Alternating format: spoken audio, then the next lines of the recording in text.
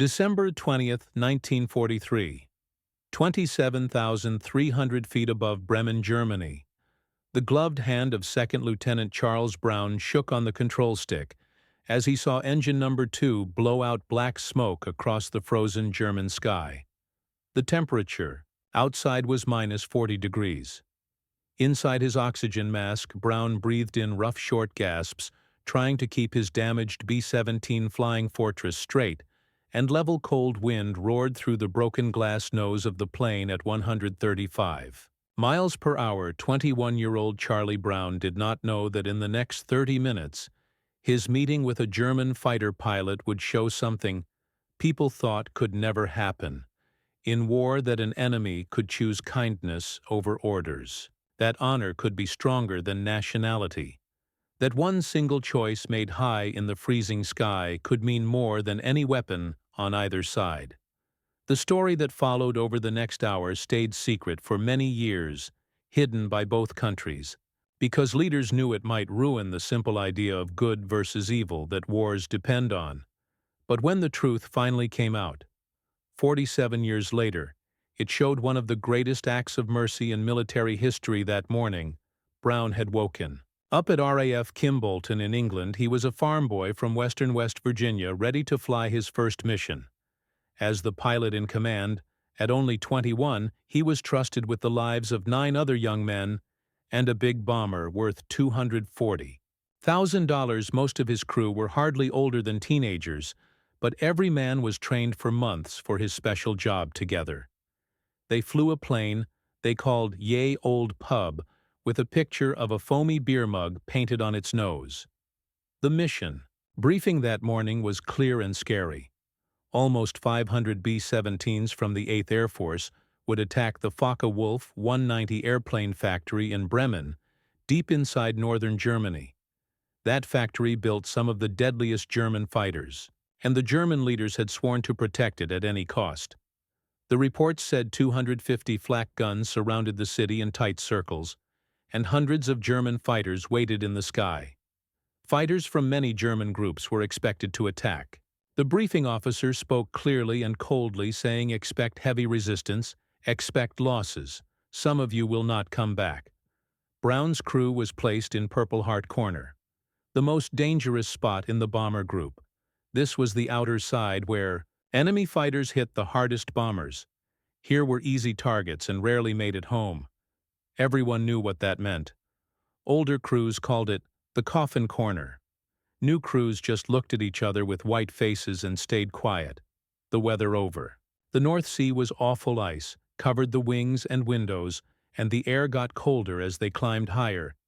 3 bombers had already turned back with engine trouble before reaching Germany, so the rest had to close in, tighter, moving Brown's plane forward into a worse spot. Things went bad during the bomb run as Ye Old Pub started its 10-minute drop. Enemy guns opened up around them like black exploding flowers. With red centers, the first blast hit right in front of the plane, tearing through the nose and sending sharp metal pieces flying through the front section. The blast killed engine number 2 and hurt engine number 4, which began to spin too fast.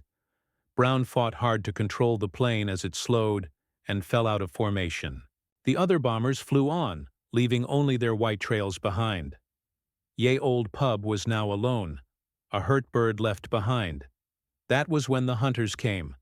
At least 12 German Me-109 and Focke-Wulf 190 fighters from JG-11 closed in on the damaged bomber. For more than 10 minutes they attacked again and again.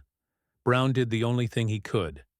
He turned toward each attack, firing his front guns to mess up their aim. The move worked just enough to keep them alive, but the plane kept getting hit. Engine number 3 was damaged until it could only give half power. Now the bomber had only about 40% of its power left. The oxygen system broke, and both Brown and his co-pilot, Second Lieutenant Spencer Luke, passed out without oxygen at 27,000 feet. They had only a few minutes to live. The bomber started falling. Ye Old Pub dropped through the air, spinning down fast. The plane spun down toward the frozen German land below. At 3,000 feet, just above the rooftops of Oldenburg Brown woke up again. His training kicked in, and he pulled hard on the controls using every bit of strength he had. Somehow the bomber straightened out. They were flying so low that Brown could see the shocked faces of German people on the ground watching the American plane pass close enough to tear tiles off their roofs. Brown checked the damage, and his heart sank. The hydraulic system was gone, which meant no flaps, no brakes, and the landing gear would have to be lowered by hand. The electrical system barely worked. Half of the tail rudder was missing shot away. The back of the plane looked like Swiss cheese full of holes.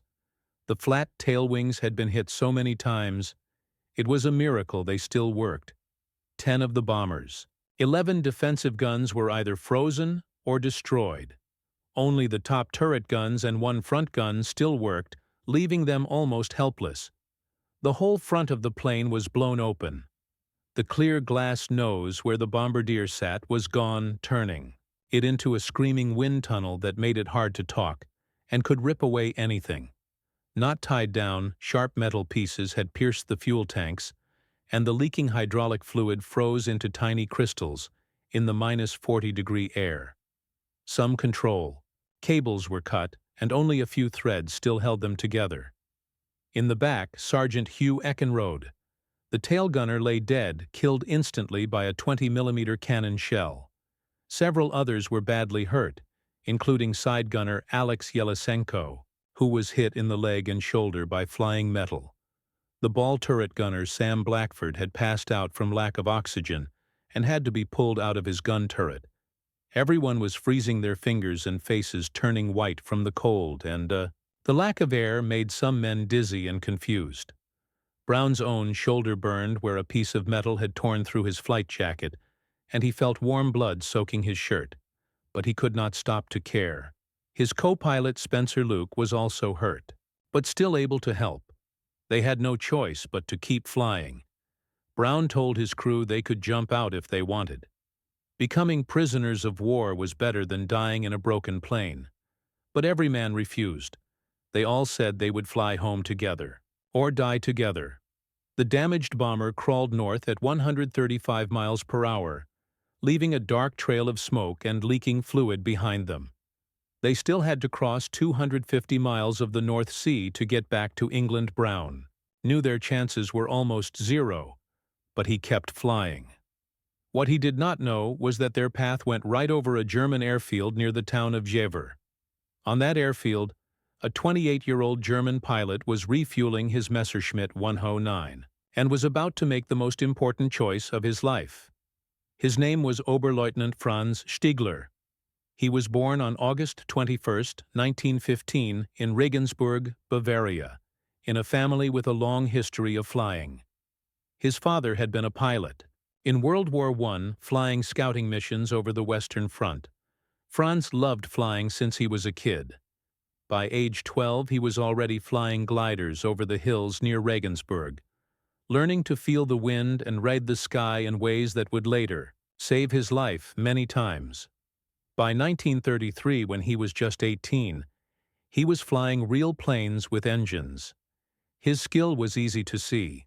Before the war, he was chosen to fly for Deutsche Lufthansa, the airline that would later become today's Lufthansa.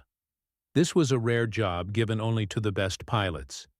He flew routes all over Europe, gaining thousands of hours in the air and learning smooth, steady control that would later make him deadly in battle. When war started in 1939, Stigler had a choice. He could stay a commercial pilot safe from the draft, or he could join the German Air Force, the Luftwaffe. He decided to serve. When Stigler joined in 1940, his flying skills made him an instructor teaching new pilots how to fly for combat. One of his students was Gerhard Barkhorn, who later became one of the top fighter aces in history with more than 300 kills. But Stigler wanted to fight too. He respected training but felt his place was in the air over the front lines, so he asked to be moved to a combat unit. In 1942, his request was approved. He was assigned to Jagdgeschwader 27 and sent to North Africa, where Erwin Rommel's Africa Corps was fighting the British 8th Army across the hot deserts of Libya and Tunisia. Under the command of the famous Edward Neumann, Stigler learned to fly and fight in some of the hardest places on Earth. He flew beside some of Germany's best pilots. The desert was a harsh teacher. If your engine failed, you died in the sand. If you lost your way, you disappeared forever. But the desert also had a strange kind of honor. British and German pilots who fought each other in the morning sometimes ended up sharing a drink that same night after capture.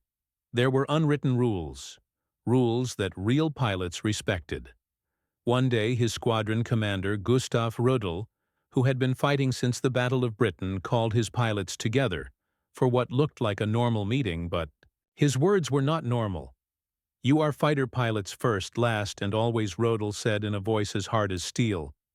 "If I ever see or hear of you shooting a man in a parachute, I will shoot you myself."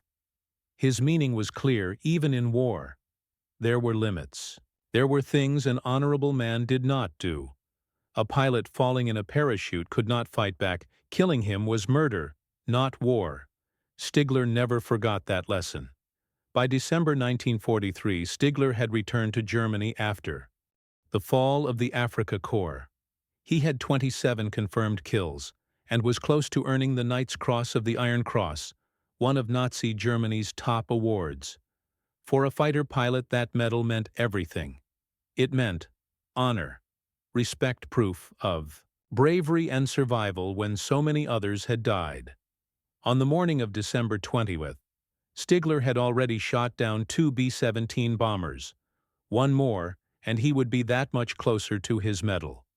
Stigler was on the ground when he heard the sound of American engines struggling overhead.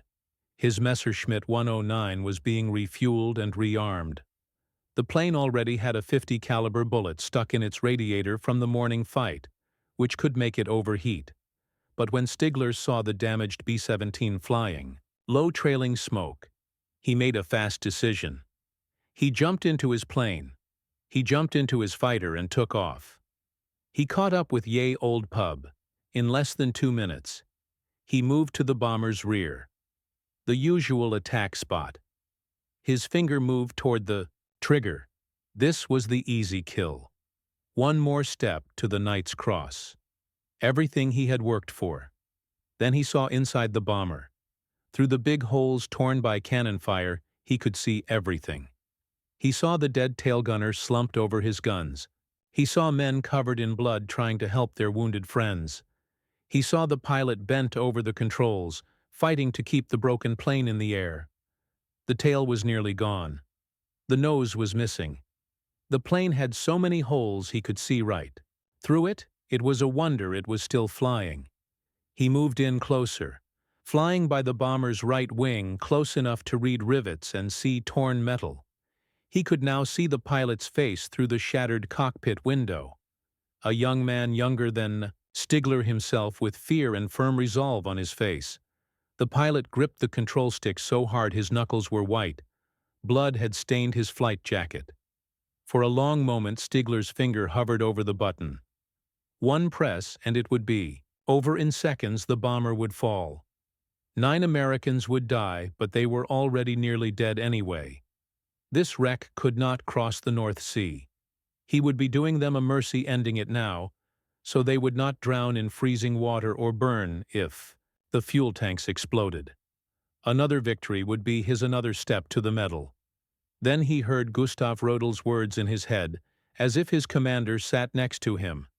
"If I ever see or hear of you shooting at a man in a parachute, I will shoot you." Myself, Stigler looked at the dying bomber and its wounded crew, and understood something that changed everything. They were not in parachutes, but they might as well have been. They were helpless. They posed no danger to Germany, to his comrades, to anyone. Most of their guns were destroyed or frozen in the sub-zero air.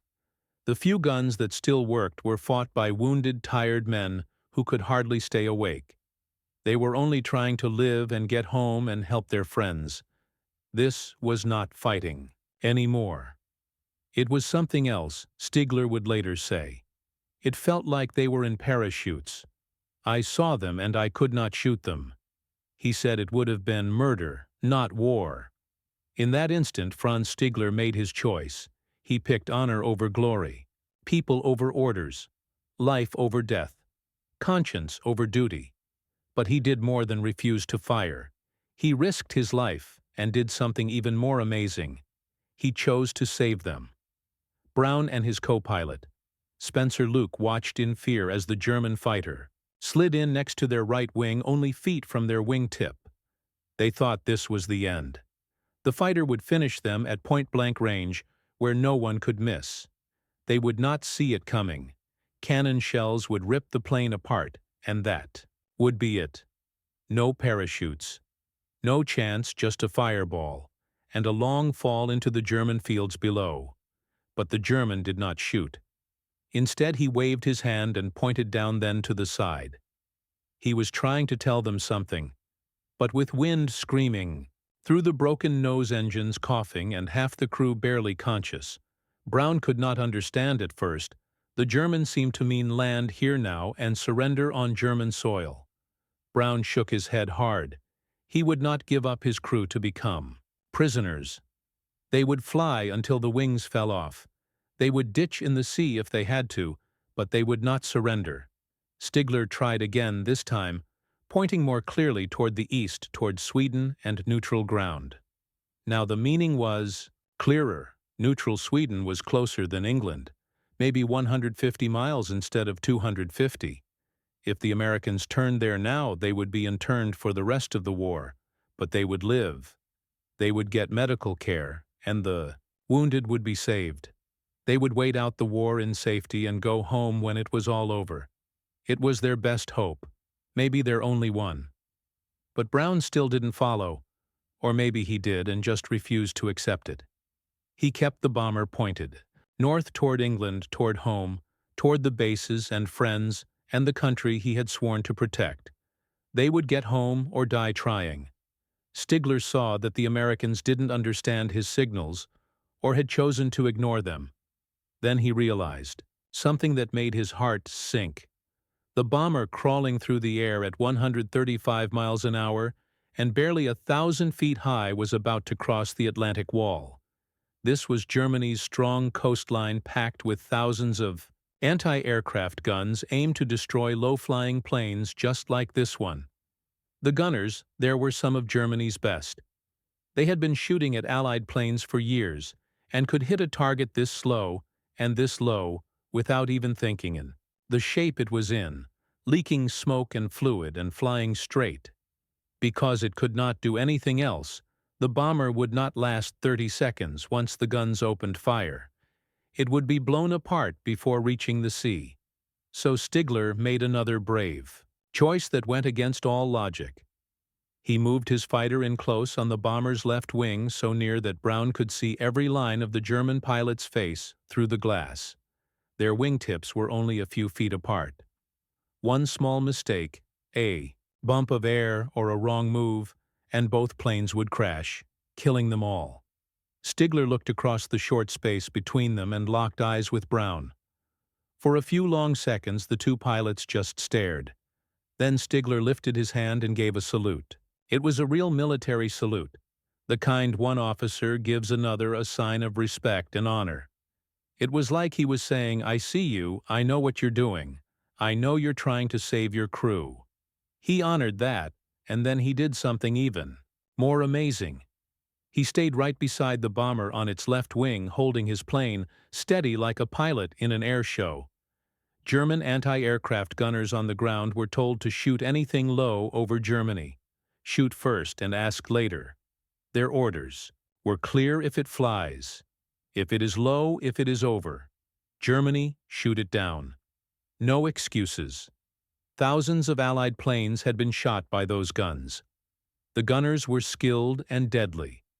But they also knew German planes. They could tell the shape of a Messerschmitt and the marks of their own squadrons. When they looked up and saw a Messerschmitt flying so close to a bomber that the two planes looked almost linked, their training made them think this was not an enemy plane. Maybe it was a captured Allied plane, being escorted. Maybe it was a German plane on a special mission.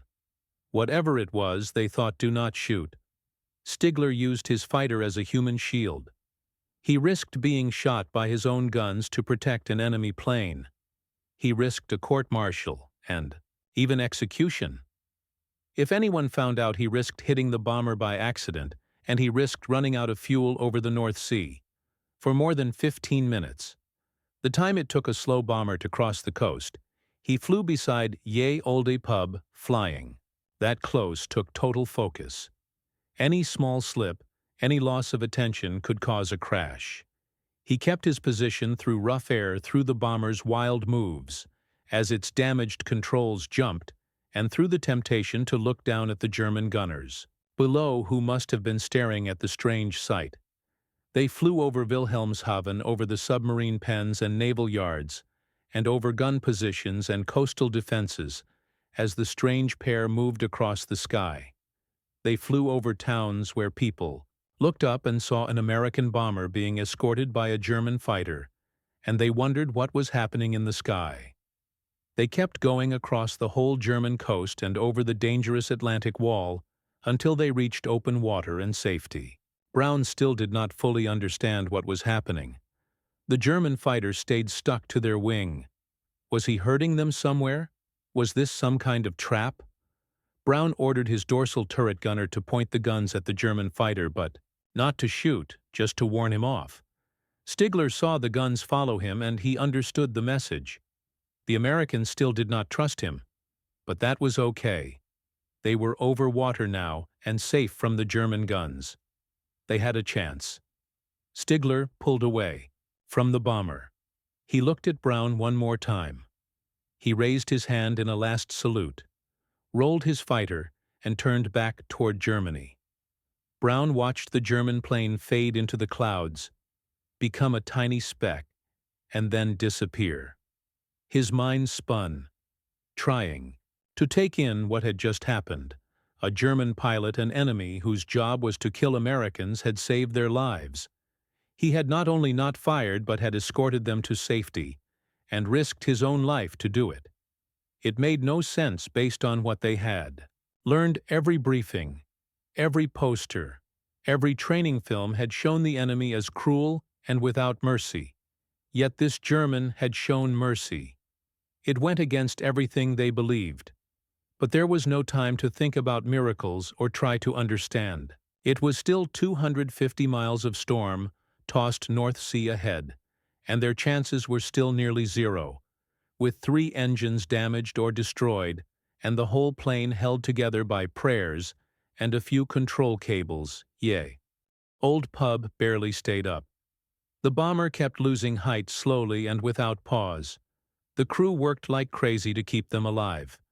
They threw out everything, not bolted down to make the plane lighter. Ammunition boxes went first, then the bullets themselves.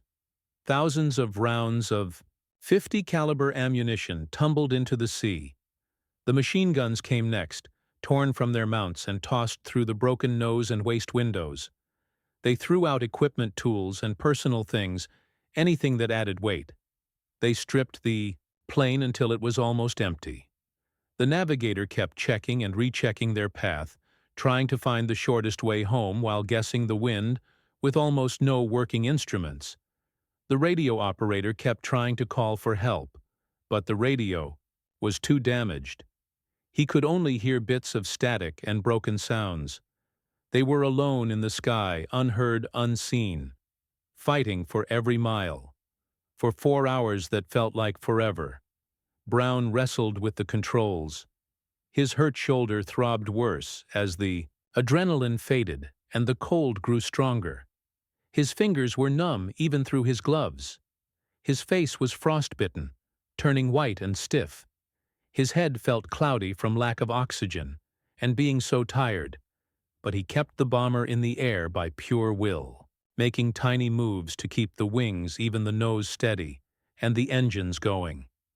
The North Sea in December was one of the harshest places on Earth. Storms rolled over gray waves non-stop. The air was full of sleet and wind. The water was so cold it could kill in minutes. If they had to crash in the sea, if the engine stopped or the wings broke off, they would have maybe 2 minutes before the cold took them, and no one would be coming. No one knew they were still alive. They had been written off hours ago, but somehow the broken bomber kept going. Engine 1, the only strong one, still worked hard. Engine 3, even though damaged, helped push them along. Engine 4 shook and ran hot, but it still turned when it should have blown apart. After what felt like forever, the coast of England finally showed through the clouds. Brown didn't know where they were. The radio was dead. The navigation gear was gone. The compass spun wrong from all the damage. He just searched for any airfield or flat piece of land big enough to take a dying bomber. Then he saw it. RAF. Seething, the base of the 448th Bomb Group. The runway stretched out below them like a gift from heaven. A long gray strip that meant they might actually live. Brown-lined. Up to land, but nothing about it was easy. The hydraulics were gone, so the landing gear had to be lowered by hand. 2 crewmen turned the crank again and again to bring the heavy wheels down. The flaps that slowed the plane wouldn't move at all, so they were coming in too fast, about 140 miles an hour instead of 90.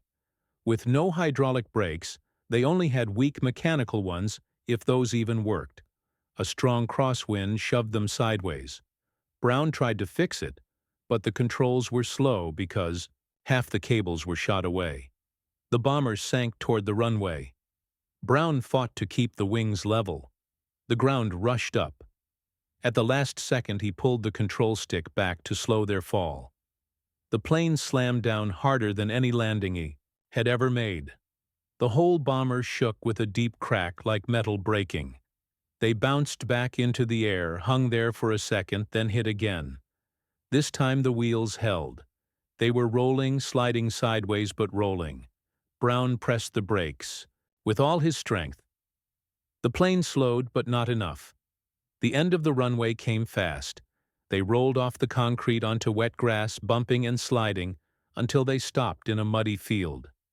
For a few seconds, no one moved. Then Brown flipped off the engine switches. The sudden quiet felt strange after hours of roaring engines and screaming wind. The crew just sat there in shock, unable to believe they were alive, that they were home, that they had somehow survived the impossible. When the crew finally climbed out of Ye Old Pub using the holes in the fuselage for handholds, because the hatches were jammed or destroyed, the people on the ground just stared in shock. Mechanics and flight crews ran from every direction, drawn by the sight of what looked like a flying wreck that somehow hadn't fallen apart. The bomber looked like it had gone through a grinder and then been put back together wrong. The maintenance men walked around it silently, counting holes and damage, shaking their heads.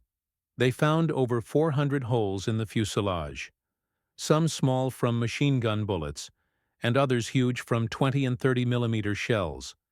You could see straight through the plane from one side to the other. The tail was barely attached, hanging on by a few metal supports that should have snapped in flight. The nose was completely gone, just a jagged hole where glass and metal used to be. 3 of the 4 engines were destroyed or too damaged to fix. The wings looked like lace, with so many holes it seemed impossible they still held air. One mechanic who had seen hundreds of bombers said he had never seen one this wrecked still flying. Another said it was a miracle anyone lived, that by all the rules of flight this plane should have crashed over Germany. A third just said God himself must have been the co-pilot because no man could have brought it home. At the debriefing in a cold office, with intelligence officers who had heard every kind of war story, Brown told them everything. He told about the flak, the fighters, the spin toward the ground, the recovery at 3,000 feet, the damage, the dead and wounded, the long flight north.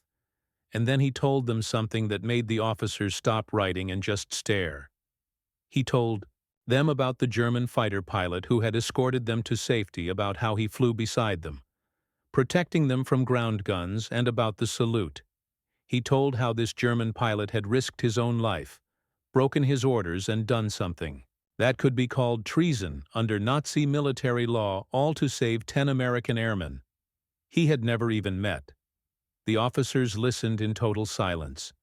When Brown finished, nobody said a word for a long time. Then the top intelligence officer closed his notebook and made a choice that would hide this story for nearly 50 years. The event was marked secret, and no one was ever to talk about it. Not to other crews, not to family, not to friends, not to anyone. The rule would last forever, and anyone who broke it would face a court-martial. The reason was clear and cold. The story of a kind or honorable German pilot could make Allied airmen lower their guard or hesitate in battle. It could make them hope for mercy when there was none. It could even make people feel sorry for the enemy when the war needed them to see only evil. In a total war, there was no room for gray areas. The message had to stay simple: us against them, good against evil, democracy against fascism. There could be no thought of a German with a heart, no hint of mercy from the enemy. The official statement was harsh. You can't be human and fly in a German cockpit. They said they're all Nazis, all fanatics, all killers. What you saw was a fluke, maybe even a trick. Don't talk about it. Don't think about it. Don't let it change how you fight. Brown was ordered to sign a paper saying he understood the secrecy, and he did. He knew why, even if he didn't agree. He had seen the truth with his own eyes, and nothing could change that, but he stayed quiet. He finished his missions, lost more friends, and watched more bombers fall. When the war ended, he went home to West Virginia and tried to live a normal life. But it was hard. He used the GI Bill to go to college and got a degree. In 1949, he joined the new United States Air Force because he couldn't fully leave the military behind. He worked in the Office of Special Investigations, hunting Nazi war criminals, and later with the Joint Chiefs of Staff. He worked on strategic planning and served in many other posts over the next 20 years until he retired in 1972 as a lieutenant colonel. But through all those years, through every job, through marriage, raising kids, and living an ordinary life, he never forgot the German pilot who had saved him. The memory followed him everywhere. He saw that Messerschmitt 109 in his dreams. He saw the salute again and again. He always wondered if the German pilot had survived the war, if he was still alive, if he ever thought about that cold December day. Far away, Franz Stigler landed his fighter at his base near Bremen and made a choice that would shape the rest of his life. He told no one what he had done. Not his fellow pilots, who would have called him a traitor, not his commanders, who would have court-martialed him. Not even his family, who could have been put in danger for knowing under Nazi military law what Stigler had done was punishable by death. He had let an enemy bomber go when he could have destroyed it. He had helped the enemy by escorting them to safety, and even risked his own plane to protect them.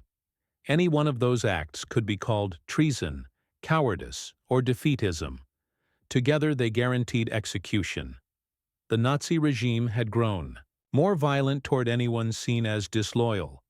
Officers were shot for much less. Pilots who turned back because of engine trouble were called cowards. Men who said they doubted victory were taken by the Gestapo. In that world of fear and suspicion, what Stigler did would have been seen as the worst kind of betrayal. If anyone had found out, he would have been arrested within hours. The Gestapo would have come. They would have questioned his family, his friends, and his squadron. They would have looked for any hint of disloyalty. Even the investigation itself would have ruined him and everyone close to him, even if he somehow escaped death. So Stigler stayed silent and buried the memory deep. He never claimed the bomber as a kill, even though it would have been easy because no one else had seen the encounter. He never talked about it, not even in a personal diary. He locked the memory away and kept flying mission after mission, acting like it had never happened. But something inside Franz Stigler had changed that December day. He kept flying combat missions. He still fought Allied planes. He still did his duty as a fighter pilot, but he no longer felt the same excitement about winning victories.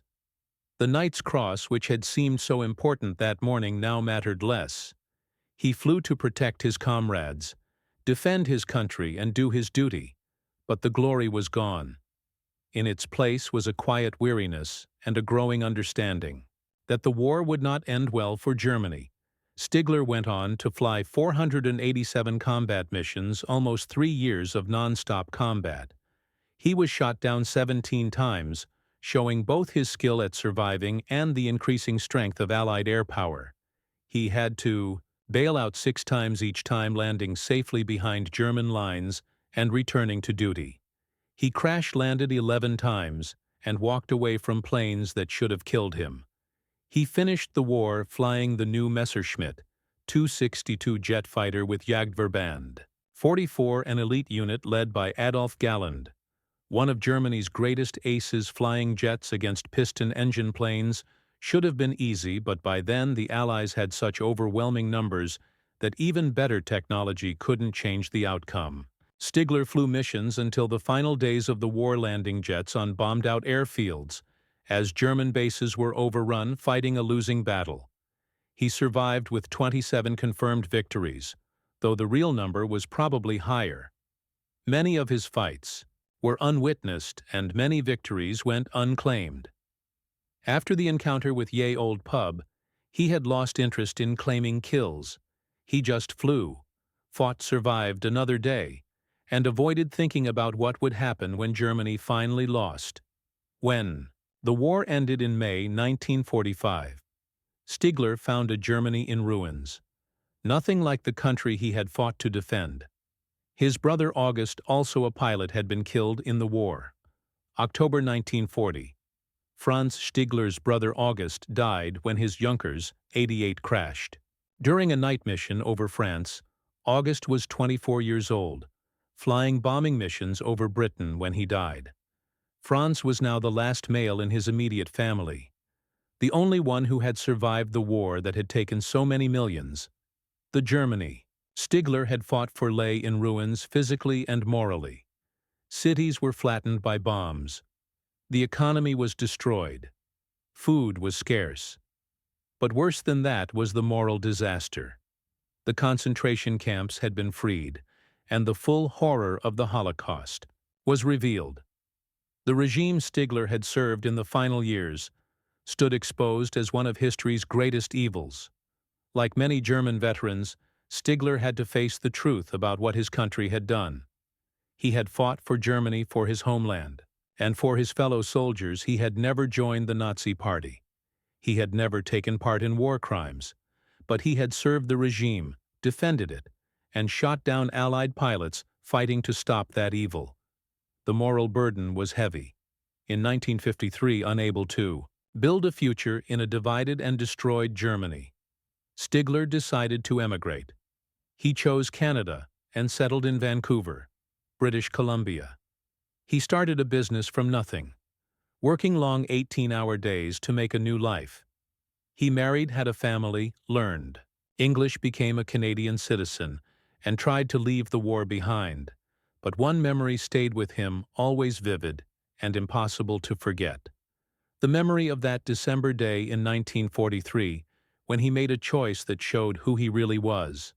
The memory of a crippled bomber and wounded men fighting to survive. The memory of a young American pilot struggling to save his crew. The memory of a decision to choose mercy over duty, humanity over orders, conscience over career. Stigler never spoke of it. Not even to his wife for decades. The secret sat inside him like a heavy stone. He constantly wondered what happened to that bomber crew. Did they make it home? Did they survive the war? Did they remember him? Did they understand what he had risked? Or did they think it was some kind of trick, some German planned deception?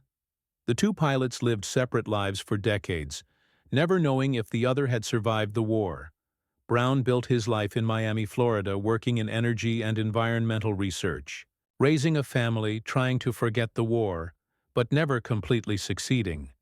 Stigler built his life in Vancouver, running his business, raising his family, trying to forget the war, but always carrying that one memory that refused to fade.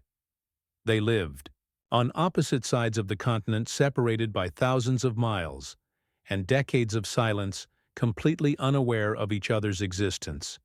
Brown didn't know if the German pilot had survived the war, had been shot down, executed for what he did, or simply disappeared into the chaos of defeated Germany. Stigler didn't know if the bomber had made it across the North Sea, if the crew had lived or died, if his mercy had mattered or been wasted on men who died minutes after he left them. They were connected by an invisible thread. Two men bound together by 30 minutes in December 1943, but separated by circumstance geography, the classification stamp on a military file, and the silence both had kept for different reasons. Then in 1986, everything changed. Brown was invited to speak at the gathering of the Eagles, a reunion of combat pilots at the Air Command and Staff College at Maxwell Air Force Base in Alabama. This was a gathering of veterans, men who had flown in every theater of World War II, Korea and Vietnam, men who had seen everything combat aviation could throw at them. During a question-and-answer session after his speech, someone asked if he had any particularly memorable missions from World War II. Brown hesitated. He had been ordered never to speak of the incident. The classification was still technically in effect even 43 years later, but he was retired, now a civilian. The war was ancient history. Most of the people who had classified the story were long dead. The Soviet Union was collapsing, the Cold War ending. What harm could it do now to tell the truth? And more than that, Brown was old enough now to understand that some stories needed to be told, that history belonged to more than just official records. It belonged to the people who had lived it, to those who could learn from courage, mercy, and the choices made in impossible circumstances, than just governments and generals, that there were truths that mattered more than classification stamps and military orders. So for the first time in 43 years, Brown broke his silence. He told the story of the German fighter pilot who had saved his life. He described the encounter in detail, the salute, the escort, the mercy shown to enemies, the choice to save rather than kill. The audience of hardened combat veterans sat in stunned silence. These were men who had flown through flak and fighters, who had lost friends, who had killed enemies, who understood the brutal mathematics of aerial warfare. Some openly wept as Brown spoke. Others sat stone-faced, processing what they were hearing. A few seemed skeptical, wondering if age and trauma had distorted Brown's memories. Could such a thing really have happened in the midst of total war, when the survival of civilization itself seemed to hang in the balance? Could an enemy pilot have chosen mercy? Could a German fighter pilot serving perhaps the most evil regime in human history have possessed such humanity? After the speech, something fundamental changed in Charlie Brown. He realized he needed to know. After 43 years of silence, after 43 years of wondering, he needed to find out if the German pilot had survived. He needed to thank the man who had given him 43 more years of life, who had allowed him to come home, to marry, to have children, to build a life. He needed to close this circle, to find an answer to the question that had haunted his dreams for nearly half a century.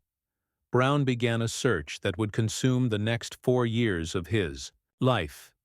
He wrote letters to the United States Air Force Historical Office, requesting any records from the mission of December 20th, 1943. He contacted the German Federal Archives, asking for Luftwaffe personnel files. He reached out to the West German Air Force, hoping they might have records of pilots stationed near Bremen. He wrote to veteran organizations in both countries, hoping someone might remember something, might know something. He searched through mission reports, trying to match timelines. He studied German fighter unit dispositions, trying to narrow down which squadrons had been active in that area on that date. Every detail mattered. Every scrap of information could lead him closer to the man who had saved his life. It was a painstaking and frustrating process, but he persisted, fueled by gratitude and a deep need for closure. He looked at aerial photos of German airfields, trying to see which ones were close enough for a fighter to intercept his bomber. He checked everything, building a database that should have pointed to an answer, but found nothing. Records from December 1943 were sparse, scattered, often destroyed. The Allied bombing had wiped out many German archives. The chaos at the end of the war caused more losses. What survived was incomplete or inconsistent. German fighter pilot names were sometimes classified, sometimes lost.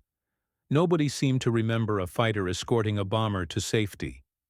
Brown began to wonder if he had imagined it all. His memories were hazy, clouded by injury, oxygen loss, shock, and exhaustion. Maybe the German pilot hadn't really saluted. Maybe there was no escort. Maybe the fighter had just flown alongside them by coincidence, heading back to base. Maybe his mind had created a story of mercy to cope with the horror of watching Echenrode die, of nearly dying himself, of bringing home a bomber full of wounded men. But he knew what he had seen. He knew what had happened. The memory was too vivid, too detailed to be a hallucination. The salute had happened. The escort had happened. The mercy had been real. Brown refused to give up. He had flown a shattered bomber across 250 miles of ocean. He could keep searching until he found an answer or proved no answer existed. In 1990, after 4 years of dead ends and disappointment, Brown tried one last approach. He wrote a letter to combat crew, a newsletter for former Luftwaffe pilots. The letter was simple and direct. He described the mission, the date, the location. He described his B-17, the damage it had taken, how it had been shot to pieces but was still flying. He described the fighter escort, the salute, the mercy. Then he asked a simple question. Had anyone witnessed it?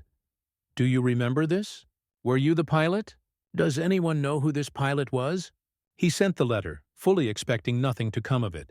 He had sent so many letters over 4 years, and none had led anywhere. Why should this be any different? He sent the letter and waited, trying not to hope too much, trying to prepare himself for another disappointment. 4 months later, an envelope arrived from Vancouver, Canada. Brown's hands shook as he opened it. Inside was a letter in careful handwriting. "I was the one," it said. The letter was from Franz Stigler. Brown called the number on the letter. When Stigler answered, Brown asked him to describe what he remembered. Stigler described the bomber, the damage, the escort. He described flying formation on the left wing. He described his black Messerschmitt 109. He described saluting before he broke away. Every detail matched Brown's memory perfectly. Both men began to cry on the phone. They had found each other. After 47 years, the two warriors were reunited. They agreed to meet in person. On June 21, 1990, Charlie Brown and Franz Stigler stood face to face for the first time since that December day in 1943. They embraced like brothers. For Brown, it was like a weight lifted from his shoulders. The nightmares that had haunted him for decades began to fade. He finally had answers to questions that had troubled him for nearly half a century. For Stigler, it was vindication. His choice to spare the bomber had been right. These men had gone on to live full lives, raise families, and contribute to society. He had made the right decision, even though it had cost him progress toward the Knight's Cross, even though it could have cost him his life. The two men became inseparable friends. They visited each other often, traveling between Vancouver and Miami. They appeared together at air shows, veteran reunions, and history conferences, telling their story to anyone who would listen. In 1993, Stigler was given the Star of Peace Award by the Combatants Federation of Europe, honoring his act of mercy 50 years earlier. In 2008, following a request from Charlie Brown, all surviving crew members of Ye Old Pub were awarded the Silver Star for their valor during the mission. Brown himself received the Air Force Cross, one of the highest military awards. The decorations in the United States honored the bravery of the crew. The story of Franz Stigler and Charlie Brown has been told in countless articles, books, and documentaries. The most complete account came from author Adam Makos in his 2012 book A Higher Call, which became a New York Times bestseller. The Swedish heavy metal band Sabaton even wrote a song called No Bullets Fly about the incident. Museums and schools used the story to teach about ethics in war and the idea that people can keep their humanity even in combat. The 10-man crew of Ye Old Pub included men from all over America. The tail gunner, Hugh Ashenroe, was killed on the mission at age 23, but 8 men survived. Spencer Luke, the co-pilot, lived until 1985. The navigator lived until 2010. Robert Andrews, the bombardier, until 1996. Bertrand Coulombe, the flight engineer and top turret gunner, until 2006. Richard Peshout, the radio operator, until 2013. Lloyd Jennings, the waist gunner and last surviving crew member, until 2016. Sam Blackford, the ball turret gunner, lived into old age. Alex Yelisano survived until 1980. These 8 men went on to live full lives. They married, had children, and their children had children. By conservative estimates, Franz Stigler's choice to spare Ye Old Pub led to more than 300 descendants alive today, because one German pilot chose mercy over orders. The bomber itself was so damaged it never flew in combat again. Ye Old Pub was returned to the United States in April 1944 and eventually sold for scrap in August 1945. In 2019, a surviving B-17 from the Erickson aircraft collection was repainted in the colors of Ye Old Pub. The restored plane now flies in air shows, letting people see what a flying fortress looked like and remember the story of mercy it represents. Franz Stigler's decision came at a huge personal risk. He gave up advancement toward the Knight's Cross, one of Germany's highest honors. He risked court-martial and execution. He broke direct military orders. Yet, he never regretted it. When asked years later why he did it, Stigler's answer was simple. He remembered his commander's words about honor. He saw wounded men trying to save their friends. He knew they were helpless and posed no threat, so he made the only choice his conscience would allow. Charlie Brown's courage was just as remarkable. He could have surrendered when his plane was crippled. His crew told him it was okay to give up, but he refused. He flew a bomber that should have been impossible to fly across 250 miles of ocean. He saved his crew through sheer determination and skill. Gustav Rodel's words to his pilots in North Africa about never shooting a man in a parachute seemed old-fashioned in the industrial scale of World War II.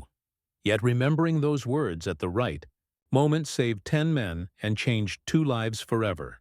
The fact that the incident was classified for so many years shows how uncomfortable stories like this make military organizations. Wars need clear lines between us and them, good and evil, friend and enemy. Stories of enemy mercy make soldiers question if the person they are aiming at is really so different from themselves. The reunion of Brown and Stigler in 1990 gave both men the healing they needed. For Brown, it ended decades of wondering and nightmares. For Stigler, it confirmed the choice he had made at enormous personal risk and carried in silence for nearly 50 years. Their friendship in their final years showed what is possible when warriors meet as humans instead of symbols. They traveled together, spoke together, and became as close as brothers. When one died, the other followed soon after, as if neither could bear being apart. Their friendship lasted 18 years. In 2008, both men's health began to fail.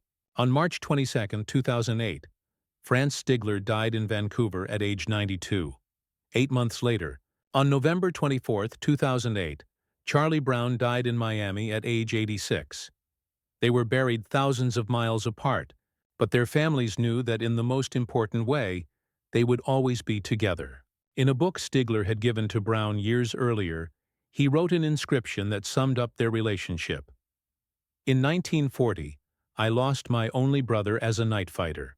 On December 20, 1943, I was able to save a B-17 from destruction, a pilot named Charlie Brown. He is as precious to me as my brother was. Thanks, Charlie. Your brother, Franz. On that frozen December day in 1943, 27,000 feet above Germany, 2 men met as enemies. They parted as something more.